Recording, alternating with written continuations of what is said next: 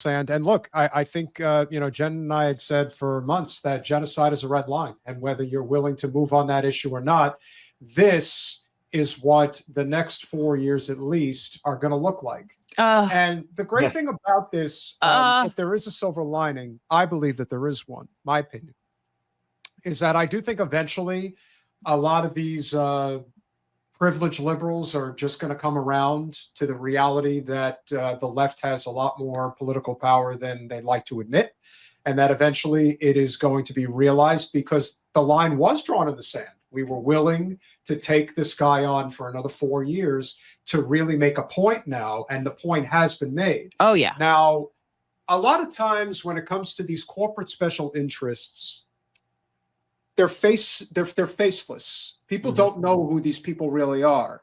But if there is a face of the Israel lobby, you're looking at her right now. Miriam Adelson is the biggest pro-Israel donor in all of politics, and it's not close.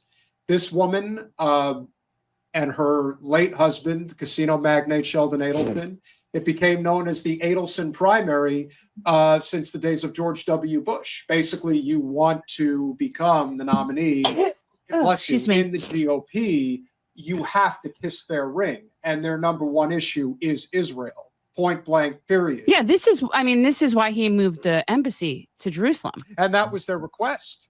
Initially they had no interest in him in 2016, and Trump had already created so much momentum as being this sort of grassroots on the ground, Bernie Sanders style candidate in the GOP.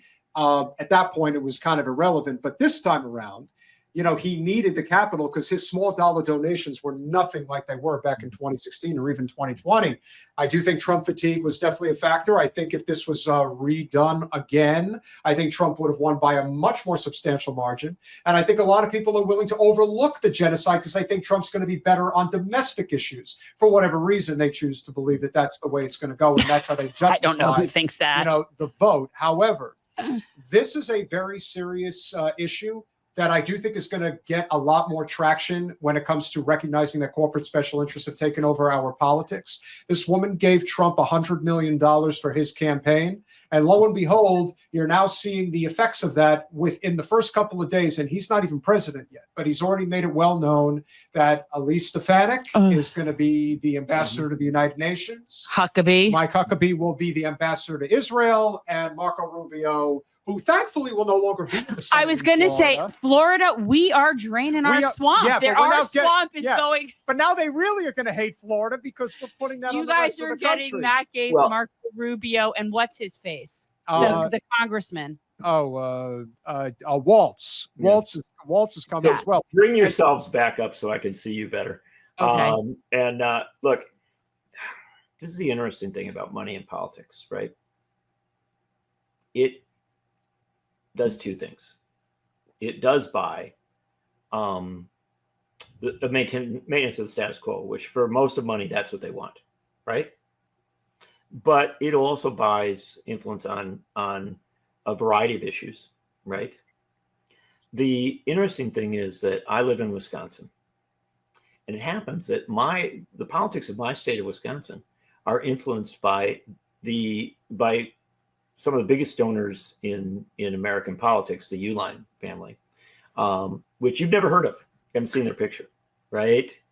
What they want is they hate unions. They hate an empowered working class, and that's, to me, that's really important to understand because they gave more money than your guest there a moment ago. They gave more money to Trump and the Republicans. The biggest donor to Trump and the Republicans was Timothy Mellon. And how many people know him, right? I've heard of him. The Mellon family, so maybe we should know that. But the amount of money that he gave was exponential. And he has all sorts of quirky little interests, right? That will be represented in our politics because he gave so much money. It's in the tune of like 130 million, and probably that's an undercount. And then he also gave a huge amount of money to accelerate the RFK, Robert F. Kennedy Jr. campaign before Kennedy dropped out, because at one point they thought that Kennedy would potentially be a burden to Biden, right? It turned out it ended up being something of a threat to Trump.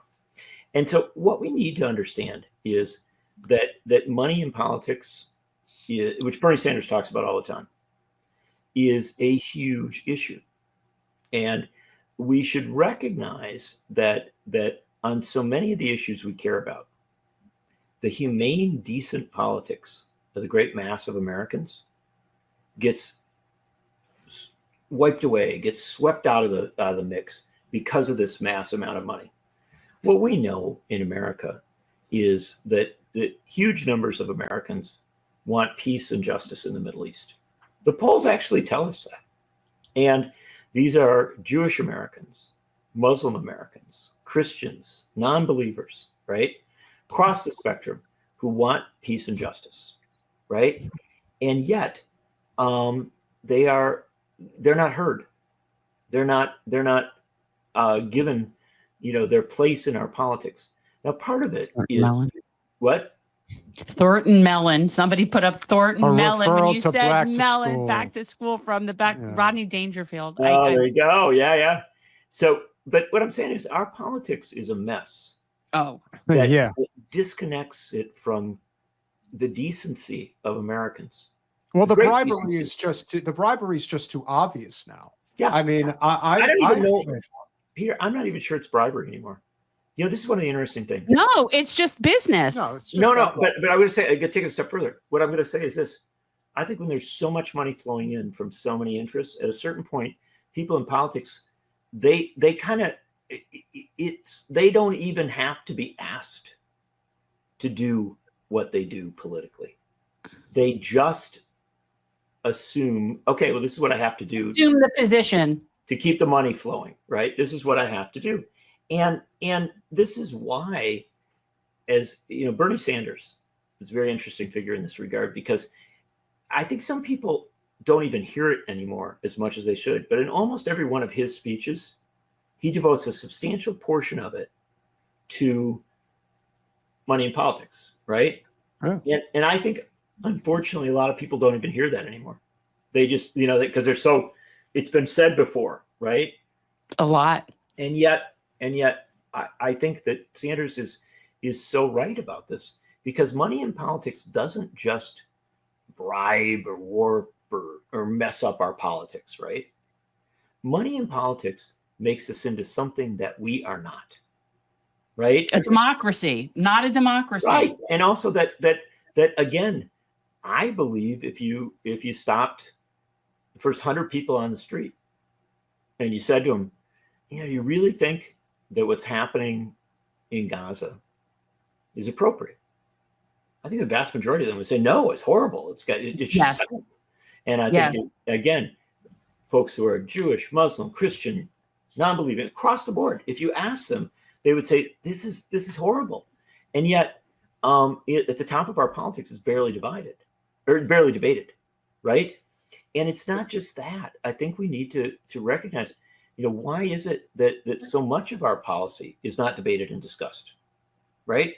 Why are so many issues like AI, like climate, like the condition of working people in this country, why are these issues so off the table? Why are they not central to our discussion? Why do we have such a empty debate in this country? I think because that affects capital. Now you're talking about power that affects capital. We can't talk about that. We could talk about trans people in bathrooms, and we can talk about things like that, because that doesn't affect capital. But if you talk about the top marginal tax rate, then you're really walking into it. You get into something real there.